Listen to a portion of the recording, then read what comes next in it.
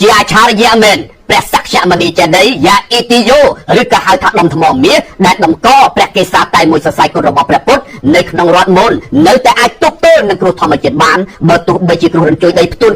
កម្រិត 7.7 រេទ័រនិង 6.4 រេទ័របានវាយប្រហារចំកណ្ដាលប្រទេសមីយ៉ាន់ម៉ាធ្វើឲ្យរង្គើទូទាំងប្រទេសហើយមានរំញ័រធ្លាទៅដល់ទីក្រុងបាងកកប្រទេសចិនឥណ្ឌាបង់ក្លាដេសឡាវវៀតណាមនិងកម្ពុជាក៏ដោយគេមានជំនឿជឿថាព្រះសក្យមនីចេតិយយ៉ាអ៊ីទីយ៉ូឬក៏ដុំថ្មមាសអាចនៅតោងជាប់ទៅនឹងគែមនៃជន្លាថ្មចោតបានគឺដោយសារតែមានព្រះកេសាតែមួយសរសៃគត់របស់ព្រះពុទ្ធដែលតម្កល់នៅទីនោះដើម្បីទប់កុំឲ្យដុំថ្មនេះធ្លាក់ទៅដល់ក្រោមដុំថ្មមាសដ៏អច្ឆរិយៈនេះមានទីតាំងស្ថិតនៅកម្ពស់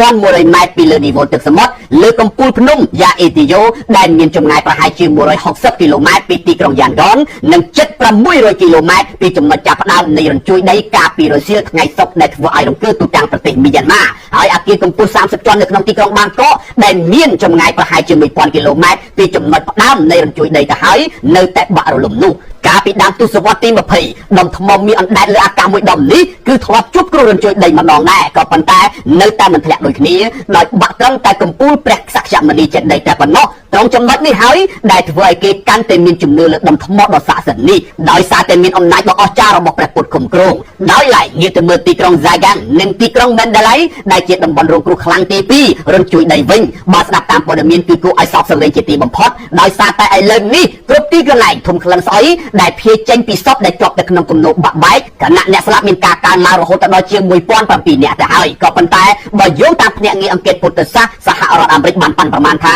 តួលេខអ្នកស្លាប់អាចកើនឡើងលើស 10000 នាក់ទៅទៀតព្រោះតំបន់នោះខ្លួនមិនទាន់អាចចូលទៅដល់ទេដោយសារតែមានអគារបាក់រលំច្រើនណាស់ហើយស្ពានខ្លះក៏ដាច់រីឯផ្លូវថ្នល់ក៏បានប្រេះហែកជាច្រើនកន្លែងហើយរដ្ឋាភិបាលសឹករបស់លោកមានអង្លាំងនៅតែបន្តទម្លាក់គ្រាប់ទៅលើក្រុមប្រឆាំងទៅទៀតទោះបីជារដ្ឋាភិបាលស្រមោលបានប្រកាសបត់ជប់បាញ់ពីសប្តាហ៍ក៏ដោយអ្វីដែលធ្វើឲ្យមីយ៉ាន់ម៉ាជួបការលំបាកខ្លាំងក្នុងការរុករកអ្នកដែលអាចរស់រានមានជីវិតគឺខ្វះគ្រឿងចក្រដែលជាហេតុធ្វើឲ្យអ្នកសង្គ្រោះនិងពលរដ្ឋខ្លះបង្ខំចិត្តប្រើដៃទទេកាយគំនូរថ្មបាក់បែកដើម្បីរកមនុស្សជាទីស្រឡាញ់របស់ខ្លួនឥឡូវមានបណ្ដាប្រទេសជុំវិញពិភពលោកបានបញ្ជូនអ្នកសង្គ្រោះនិងជំនួយផ្សេងៗរួមទាំងឧបករណ៍ស្កេនថ្នាំពេទ្យមុងភួយនិងចំណីអាហារជាដើមរួមទាំងកម្ពុជាផងដែរក៏ទៅជួយមីយ៉ាន់ម៉ាប៉ុន្តែនៅតែមិនគ្រប់គ្រាន់ឡើយដោយសារតែទំហំនៃការខូចខាតធំធេងពេកជាក់ស្ដែងគ្រាន់តែតួលេខបឋមបានបង្ហាញថានៅមីយ៉ាន់ម៉ាមានជាង 3000 អគារទៅហើយត្រូវបានបំផ្លាញនៅក្នុងនោះមានវត្តនិងព្រះវិហារប្រហែលជា 150 កន្លែងឯណោះហើយមានព្រះអង្គជាច្រើនអង្គក៏មានសេចក្តីរាយការណ៍ថាបានសក្ដិទៀតផង